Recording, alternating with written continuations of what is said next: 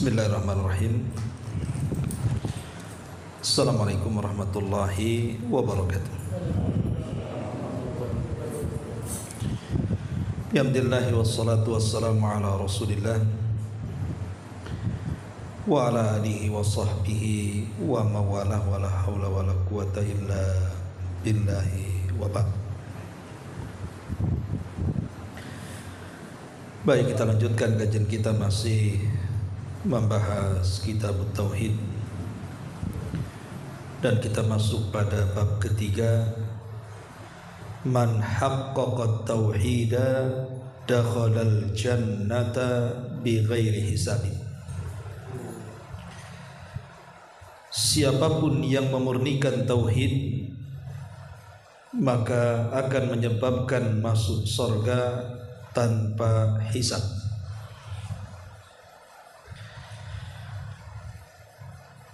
Perbedaan dengan bab sebelumnya,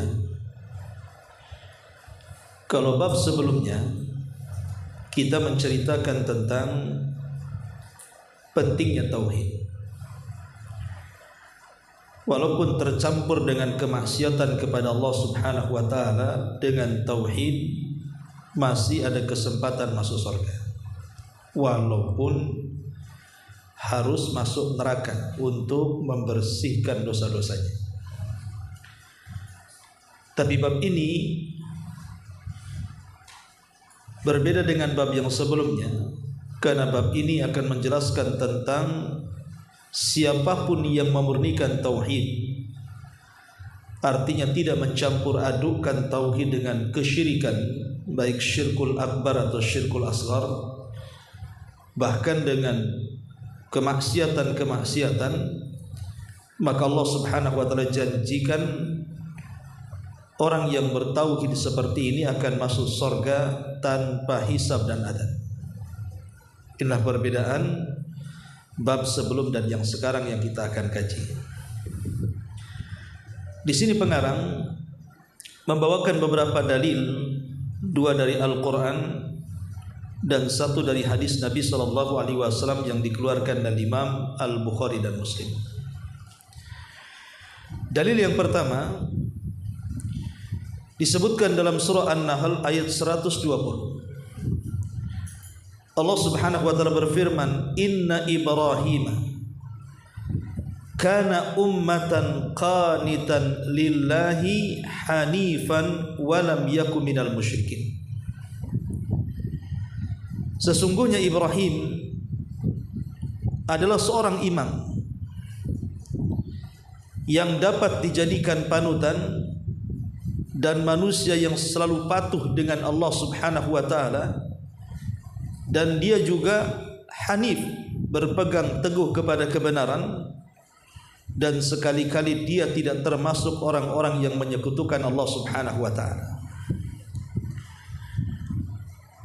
Apa korelasi ayat ini dengan bab yang kita akan kaji? Kita jelaskan sedikit tentang ayat ini. Di sini Allah Subhanahu wa taala mengatakan sesungguhnya Ibrahim, maksudnya Khalilur Rahman, Nabi Allah Ibrahim alaihi salatu wassalam, atau dikenal juga dengan Abul Anbiya, bapak dari seluruh para nabi. Kenapa Ibrahim itu dinyatakan bapak seluruh para nabi? Karena setelah diutusnya Ibrahim alaihi salatu wassalam, setelah Nabi Allah Hud dan juga Saleh, maka nabi-nabi setelah Ibrahim seluruhnya nasabnya kembali kepada Ibrahim, baik dari jalur Ishak, yang kemudian nabi-nabi dari turunan Ishak disebut dengan nabi-nabi Bani Israel, seperti Yakub, Yusuf, Sulaiman, Zakaria, Isa, dan banyak lagi. Ataupun dari keturunan Ismail, di mana ada satu nabi yang menjadi penutup para nabi dan rasul, dialah nabi kita Muhammad sallallahu alaihi wasallam.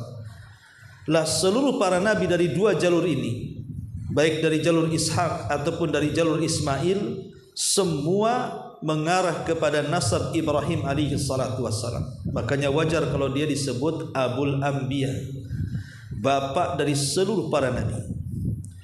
atau dikenal dengan Abu Tauhid, bapa dari seluruh manusia yang menyerukan manusia yang lain kepada tauhid. Lah Nabi Ibrahim alaihi salatu wasallam dijelaskan dalam ayat ini kana ummah. Ibrahim itu adalah ummah. Maksudnya ummah di sini artinya imamun yuqtada. Dia adalah pemimpin yang layak untuk diteladani. Dia adalah seorang imam yang layak untuk diteladani. Kenapa? Karena sempurnanya tauhid Ibrahim alaihi salatu wassalam. Kita lihat sejarah Nabi Ibrahim alaihi salatu wassalam dipenuhi dengan kisah-kisah tauhid. Mulai dari masa remaja dia menghancurkan patung-patungnya Namrud. Kemudian dia dibakar sebab menghancurkan patung-patung itu. Sampai kepada dia menentang orang-orang yang menyembah bintang, bulan dan matahari. Dan dia pun berlepas diri dari kesyirikan ayahanda dan seluruh kaumnya, sampai akhirnya hijrah dari Irak kemudian ke Haran, dari Haran kemudian ke Palestina, dari Palestina kemudian ke Mesir, dari Mesir balik lagi ke Palestina. Tidak lain dan bukan untuk mendakwahkan tauhid. Berbagai macam kisah dalam Quran yang menceritakan tentang Ibrahim itu semua berkisar tentang perjuangan beliau tentang tauhid. Makanya sudah wajar Allah katakan di sini kana ummah. Ibrahim ini adalah imam yang layak untuk diikuti karena kesempurnaan tauhidnya. Qanitan lillah. Qanit itu artinya orang yang mulazimut ta'ah. Orang yang tidak pernah lepas dari ketaatan kepada Allah Subhanahu wa taala, itu disebut qanit. Jadi orang yang senantiasa beribadah, orang yang senantiasa melakukan ketaatan dalam bahasa Arab disebut qanit. Kemudian hanifah. Hanif itu artinya agama yang lurus, agama yang benar, yang senantiasa berpaling dari kesyirikan. Dan Allah Subhanahu wa taala tutup walam yakum minal musyrikin, dan Ibrahim bukan termasuk hamba-hamba Allah yang menyekutukan Rabbnya. Dari sini Allah Subhanahu wa taala memuji Ibrahim dengan 4 kalimat.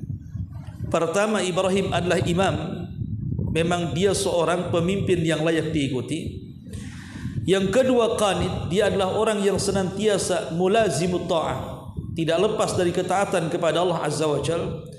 Kemudian yang ketiga, hanifah, dia orang yang lurus menegakkan kebenaran.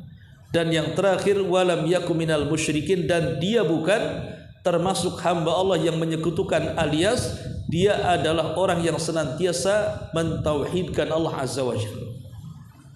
Jadi korelasi bab dengan ayat ini adalah kalau kita ingin memurnikan tauhid dan menjadi orang-orang yang masuk surga tanpa hisab dan azab, tirulah Ibrahim. Tirulah Ibrahim. Ibrahim adalah nabi yang disuruh oleh Allah Subhanahu wa taala dalam Al-Qur'an setelah Nabi kita Muhammad sallallahu alaihi wasallam adalah Nabi Ibrahim sebagai uswatun hasanah, suri teladan yang layak diikuti. Ini yang pertama.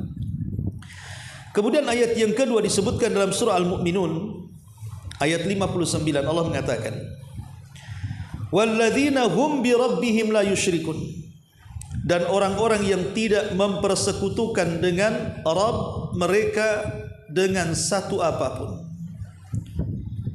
Jadi di antara sifat orang-orang yang beriman adalah orang-orang yang tidak mempersekutukan dengan Rabb satu apapun.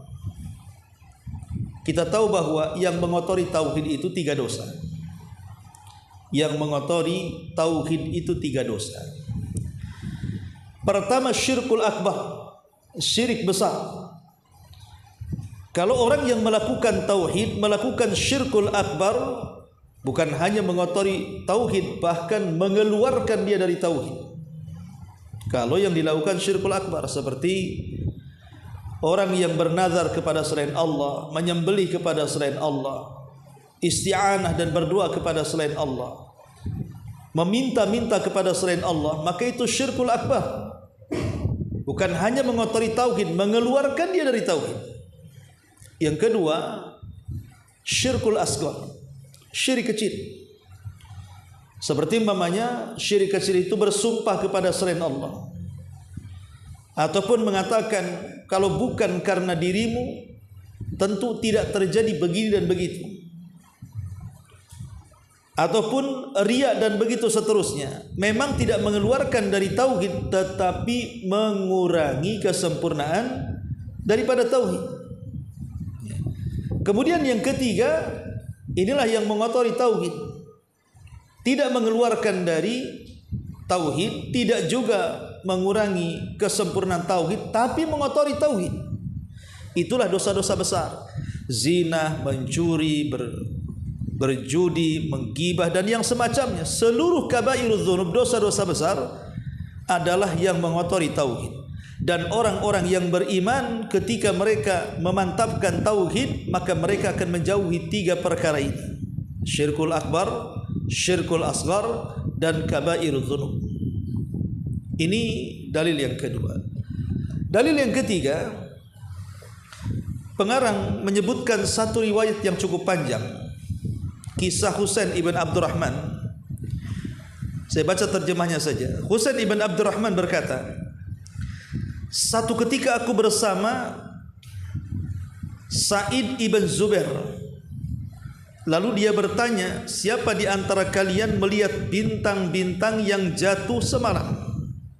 Jadi Sa'id ibn Zubair rahimahullahu ta'ala bertanya, siapa di antara kalian yang melihat bintang-bintang yang jatuh semalam? Maksudnya meteor, melihat meteor yang jatuh.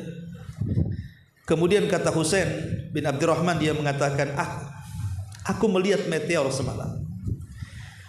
Kemudian kataku, ketahuilah, sesungguhnya aku tidak sedang melaksanakan salat, karena aku disengat kala jengking semalam. Lalu ia bertanya kepadaku, lalu apa yang kau lakukan setelah tersengat itu? Aku jawab, aku meminta ruqyah.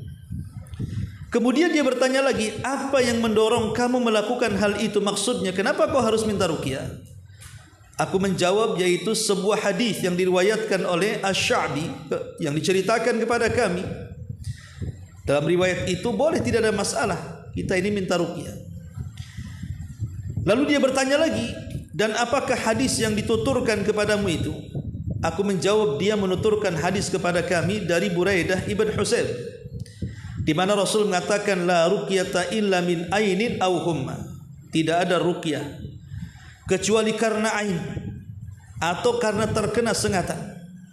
Sa'id pun berkata, sungguh telah berbuat baik orang yang telah mengamalkan apa yang telah didengarnya.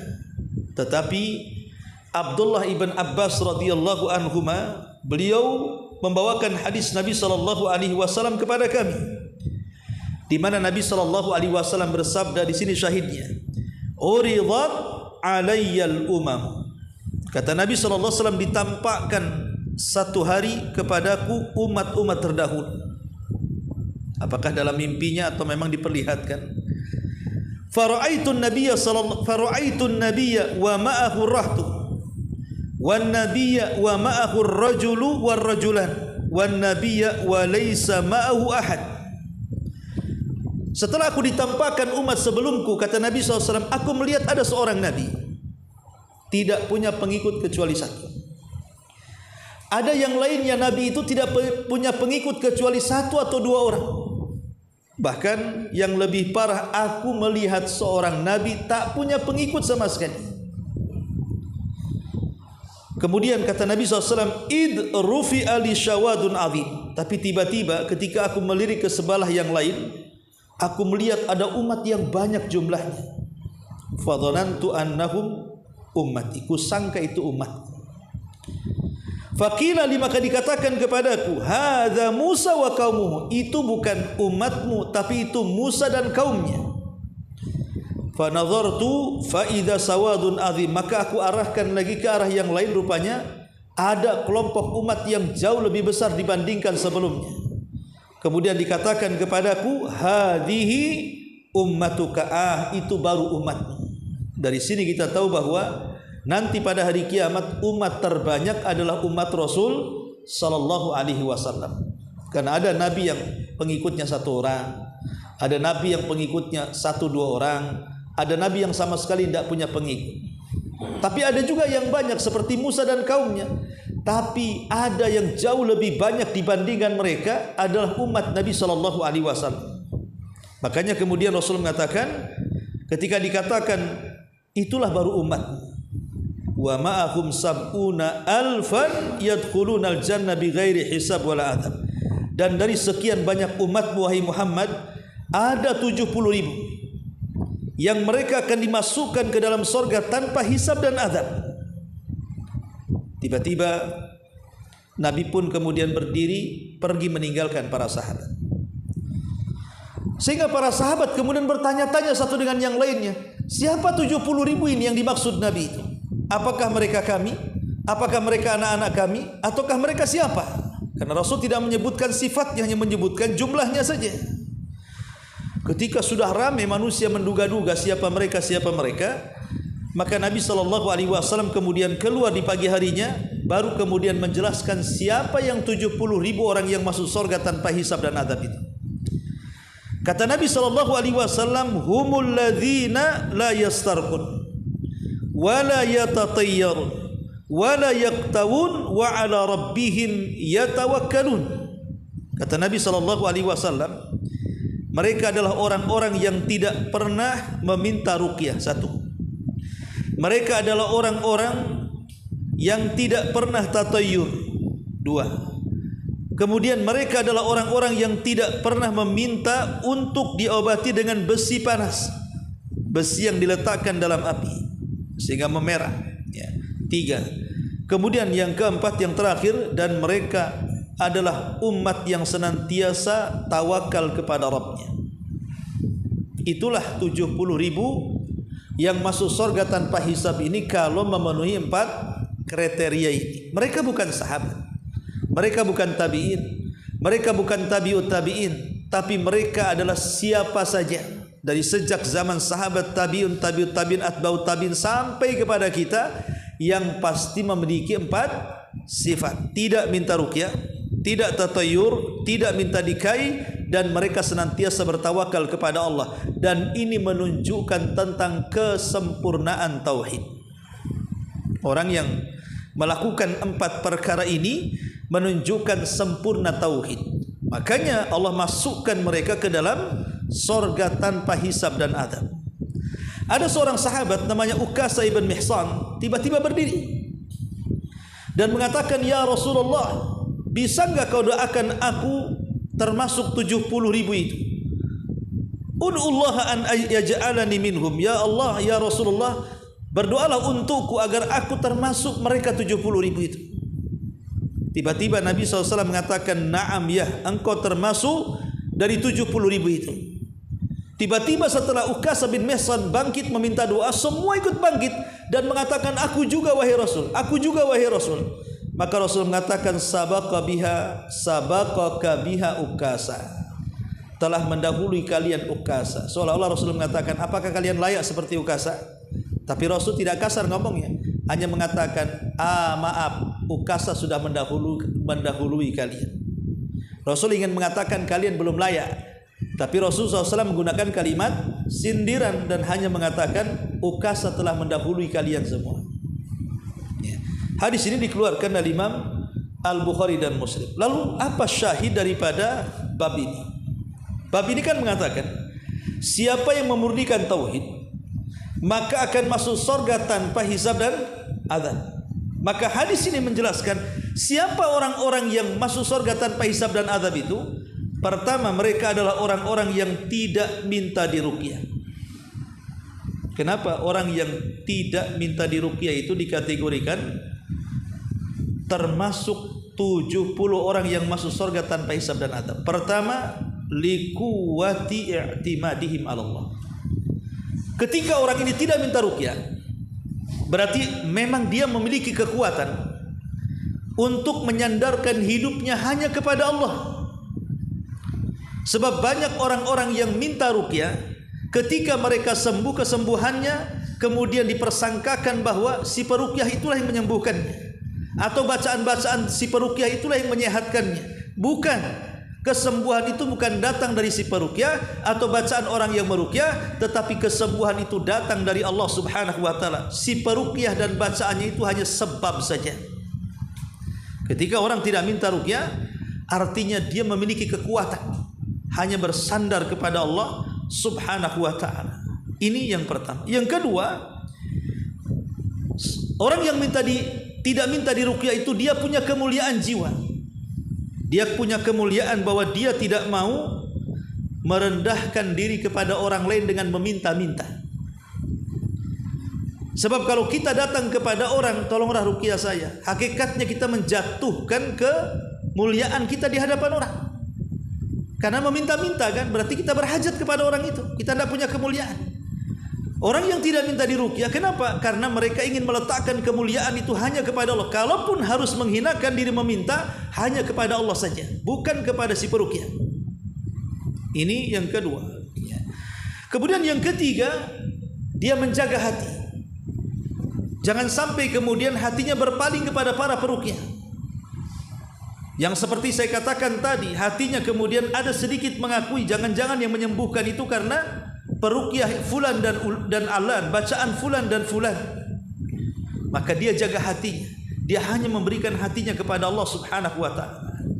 Inilah di antara sifat yang pertama orang yang sempurna tauhid adalah orang yang tidak minta diruqyah. Sebenarnya para ulama mengatakan, apakah hukum minta diruqyah ini? Meminta orang untuk meruqyahnya tidak boleh. Ya. Boleh saja hukumnya. Cuman masalahnya kalau dia meminta ruqyah akan dikeluarkan dari 70 ribu orang yang masuk surga tanpa hisab dan azab. Kecuali kata para ulama seperti yang difatwakan Lajnah Daimah, Syekh bin Bas dan yang lainnya, mengatakan kecuali kalau dia punya penyakit dan tidak bisa disembuhkan kecuali ruqyah. Dia tidak punya penyakitnya. Dia punya penyakit tidak bisa disembuhkan dengan medis. Dia tidak bisa disembuhkan dengan dokter, dengan obat-obat apotek dan begitu seterusnya, tapi hanya bisa disembuhkan dengan cara diruqyah. Kalau memang itu kenyataannya, maka meminta ruqyah disebabkan tidak ada yang bisa menyembuhkan kecuali dengan ruqyah, maka kalau dia minta ruqyah bukan termasuk orang yang dikeluarkan dari 70 ribu orang yang masuk surga tanpa hisab dan azab. Jadi maksudnya orang yang dikeluarkan dari 70 ribu orang yang masuk surga tanpa hisab dan azab ini maksudnya orang yang sengaja memudah-mudahkan sedikit-sedikit minta ruqyah. Gak enak sedikit minta ruqyah, demam sedikit minta ruqyah, gerges sedikit minta ruqyah. Pokoknya sedikit-sedikit minta ruqyah. Ini bahaya. Ya. Ini yang pertama. Yang kedua adalah meminta diobati dengan penyakit kai, dengan alat besi yang disebut dengan kai. Nabi mengatakan, "Asy-syifa'u fi thalathatin, fi syurtati mihjamin, au syurbati asalin, au kayyati binarin, wa ana anha ummati anil kay." Kata Rasul dalam hadis, terapi pengobatan itu ada 3 cara. Pertama berbekam, kedua minum madu, dan yang ketiga kai, menempelkan besi panas pada daerah yang terluka. Karena begini, dulu di zaman Nabi belum ada barang-barang yang bisa mensterilkan luka. Kalau sekarang kan kalau ada terkena besetan pisau, silet, pedang, ada alkohol, ada betadin, ada macam-macam untuk mensterilkan luka sehingga tidak takut kalau membusuk apalagi sampai infeksi. Tapi di zaman Nabi tidak ada kan begitu, seperti canggihnya di zaman sekarang yang banyak penelitian kesehatan. Sehingga untuk menghentikan supaya tidak ada pembusukan karena bekas sabetan pedang saat perang, biasanya meletakkan besi panas yang memerah diletakkan di luka itu. Anda bisa bayangkan di zaman itu tidak ada obat bius, sakitnya seperti apa. Nah, sehingga Nabi SAW di ujung hadis mengatakan, wa ana anha ummati ankai, tetapi aku melarang umatku berobat dengan kai, kecuali karena darurat. Kalau tidak darurat maka tidak boleh. Ya. Kenapa kemudian meminta kai diobati kai itu mengeluarkan orang dari kesempurnaan tauhid? Karena orang yang diobati dengan besi panas yang menyala itu, sebelum besi menempel di badan kita, perasaan takutnya sudah menyelimutinya dia dulu. Takutnya itu sudah menguasai dia. Sebelum besi nempel, takutnya sudah menguasai duluan. Terkadang rasa takut itu melebihi takut dia kepada Allah, takut dia kepada besi panas dibandingkan takut dia kepada Allah Azza wa Jalla. Itu rahasianya di situ. Dikhawatirkan perasaan takut kepada besi lebih dibandingkan kepada Allah, karena sudah kebayang tuh. Ya, kalau sekarang kan kita mau operasi besar saja langsung disuntik bius, sehingga apa yang dikerjakan dokter nggak tahu kan, kecuali setelah sadar. Tapi di zaman itu kan sadar, nampak besi itu gimana coba bayangannya. Makanya kemudian terselimuti perasaan takut yang dikhawatirkan, perasaan takut kepada besi panas yang akan ditempelkan di luka itu, dikhawatirkan lebih takut dibandingkan kepada Allah. Ketika ini yang terjadi, kuranglah kesempurnaan tauhid dalam bab takut. Bisa dipahami di sini. Ya. Ini yang kedua. Yang ketiga, wala yatatayyar, dan mereka tidak tatayyur. Ya. Kalimat tatayyur ini menganggap sial ataupun menganggap untung kepada benda-benda tertentu, kepada sesuatu yang dilihat, yang didengar, yang dimimpikan, yang dirasakan, atau kepada waktu, tempat, dan yang semacamnya. Ini tidak dikenal dalam Islam, karena perkara ini dianggap khurafat. Dianggap khurafat seperti zaman dulu, kalau memelihara burung perkutut, kemudian suaranya agak gimana gitu kan, wah ini mahal, kenapa bawa hoki? Kalau suaranya fals enggak gitu ya. Atau mungkin belakangan juga ada orang yang memelihara ikan-ikan tertentu. Kalau melihara ikan itu bawa hoki gitu ya. Tapi kan musim-musiman saja itu. Buktinya ikan-ikan yang bawa hoki itu sebentar saja. Sekarang jadi ikan goreng, nggak ada harganya kan. Ya. Ataupun daun-daunan tertentu. Jadi ini tatayur. Bahkan disebutkan tatayur ini pertama terkadang bicara soal zaman, soal waktu. Seperti menganggap bulan Muharram itu bulan sial, bulan Safar itu bulan sial, atau hari-hari tertentu dalam setahun itu sial, sehingga kalau mau bertanya, kalau di kampung-kampung soal menentukan pernikahan saja harus tanya mudinnya, nanya hari baik, bulan baik, dan tahun baik. Pada semua hari, bulan, ataupun tahun baik di hadapan Allah, karena kita melarang untuk mencela waktu. Allah yang membolak-balikan waktu. Kemudian yang kedua, terkadang seseorang itu menganggap tempat tertentu, umpamanya lewat di sebuah tempat yang angker, ya, takut kesambet, takut kemudian membawa sial.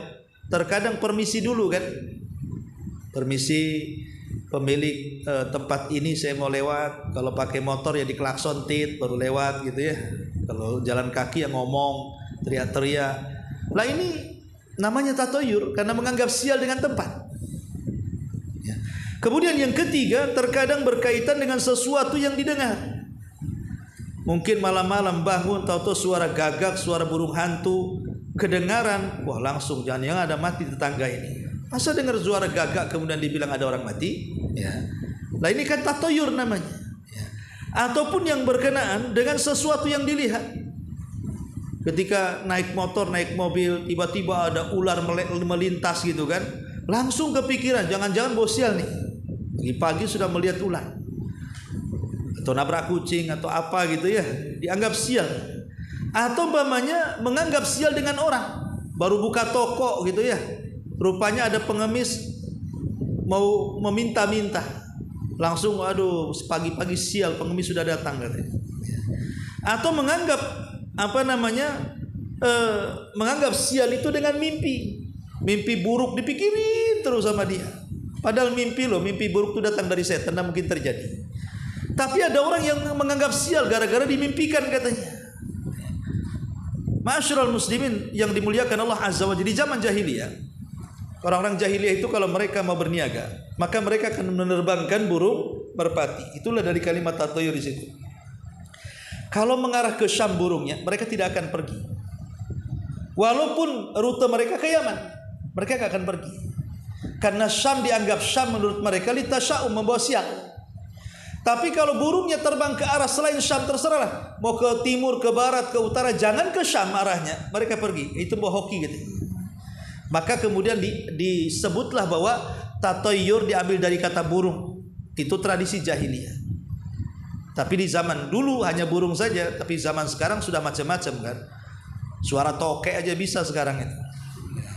Coba tokek, hoki ini berapa kali kan gitu. Jadi sekarang ini sudah macam-macam tatoyurnya berkembang bahasanya ya. Hurufat takhayul itu makin berkembang. Lah tatoyur ini tidak bisa dibenarkan. Lalu bagaimana seseorang itu melepas dari tatoyur? Pertama, kuatkan keimanan kita dengan qada dan qadar. Dengan takdir Allah Azza wa Jalla. Bahwa keberuntungan dan kesialan itu sudah ditentukan, bukan karena melihat sesuatu, bukan karena mendengar sesuatu, bukan karena memimpikan sesuatu, bukan karena terlintas dengan hari sesuatu, dengan hari-hari tertentu, bulan tertentu, tahun tertentu. Tidak ada. Hoki dan tidak hoki itu sudah ditakdirkan. Satu ya. Yang kedua, kuatkan tawakal kepada Allah Azza wa Jalla. Tambatkan hati hanya kepada Allah. Segala sesuatu yang terjadi itu kehendak Allah, bukan kehendak yang dilihat, yang didengar, yang dimimpikan, yang dibayangkan dan begitu seterusnya ya. Kemudian yang ketiga, al-fa'lul hasan, senantiasa tafaul, optimis, jangan pesimis ya. Artinya kalau kita melihat sesuatu di jalan baru lewat, ular lewat, nggak usah dipikirin, nggak terjadi apa-apa kok, nggak ada masalah. Mungkin itu ular lewat saja itu, dia lagi cari pacar kemana, cari betina ularnya, lewat aja, nggak usah dipikirin ya. Ngapain dipikirin kan?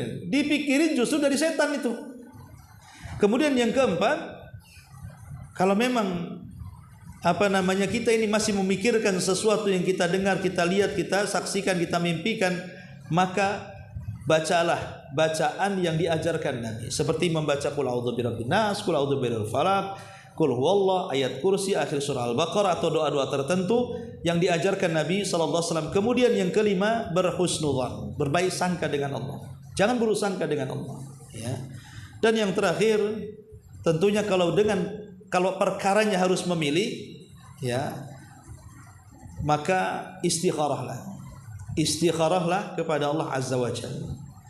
Ini diantara tatoyur, dan itu sangat mengganggu tauhid kaum muslimin. Dan yang terakhir tentu wa ala rabbihim yatawakkalun, bertawakal kepada Allah Subhanahu wa taala. Artinya menyandarkan hati hanya kepada Allah di dalam mengejar sebuah manfaat atau mencegah sebuah madarat. Semua tambatkan kepada Allah. Tawakal ini adalah permisalan tingkat tauhid yang paling tinggi. Orang kalau sudah betul-betul tawakal, pasti tenang hatinya. Contoh umpamanya orang yang mau dipecat di perusahaan, mau di PHK. Kan udah ketar-ketir, belum lagi namanya keluar, udah ketar-ketir, jangan-jangan saya pula yang kena di PHK di situ. Pas betul-betul nama dia di sana, kiamat besar tuh. Langsung berpikir, aduh mau kerja di mana lagi, mau makan apa lagi, jangan-jangan itu skenario Allah. Antum dipecat dari PT, rupanya Allah sudah menyediakan pekerjaan yang jauh lebih baik daripada PT sebelumnya. Kita tidak tahu. Ya. Kenapa mesti kemudian terpikir, bingung? Nah, itulah orang yang tidak tawakal seperti itu tuh.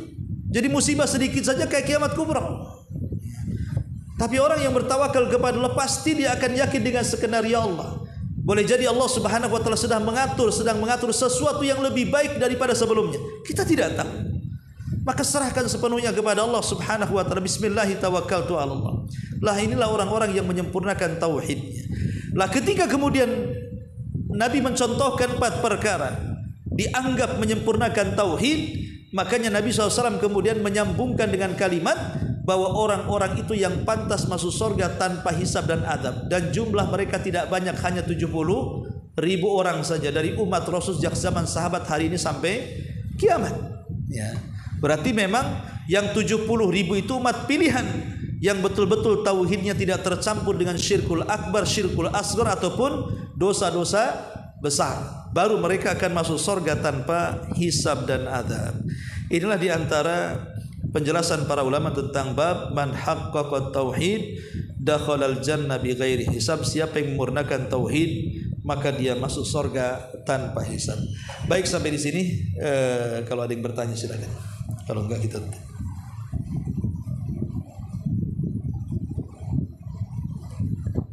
Silakan. Apakah air belum masuk?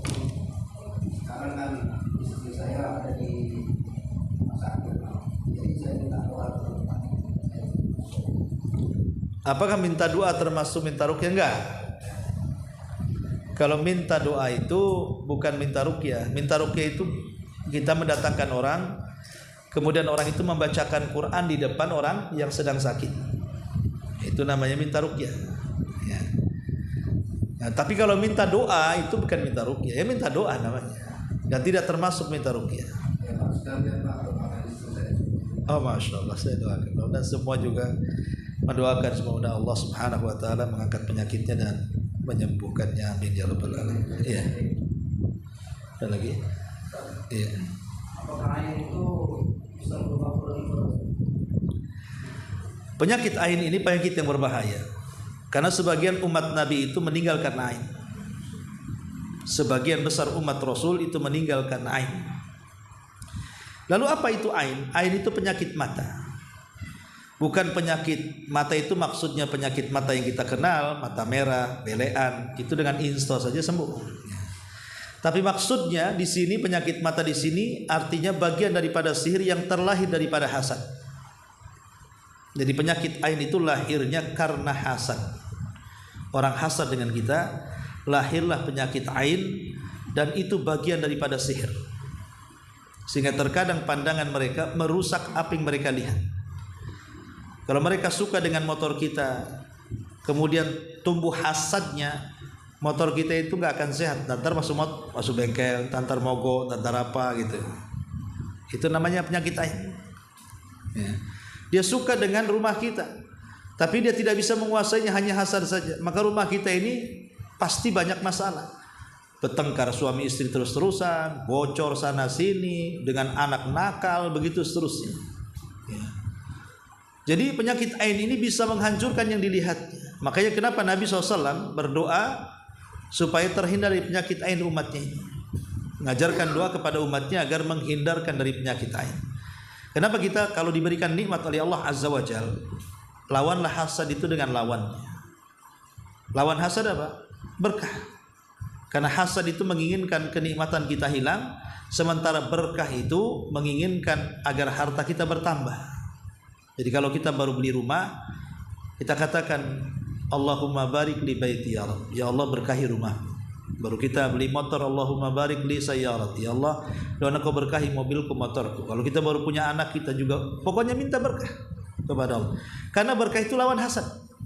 Orang hasad menginginkan harta kita hilang, kemudian kita berdoa keberkahan justru supaya harta kita berkembang. Lawanlah hasad dengan lawannya. Itu yang bisa kita lakukan untuk menghindari penyakit ain.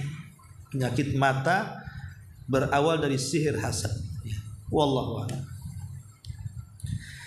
Baik, dari sini subhanallah bihamdika asyhadu an la ilaha illa anta astaghfiruka wa atubu ilaik. Allahu taala alam.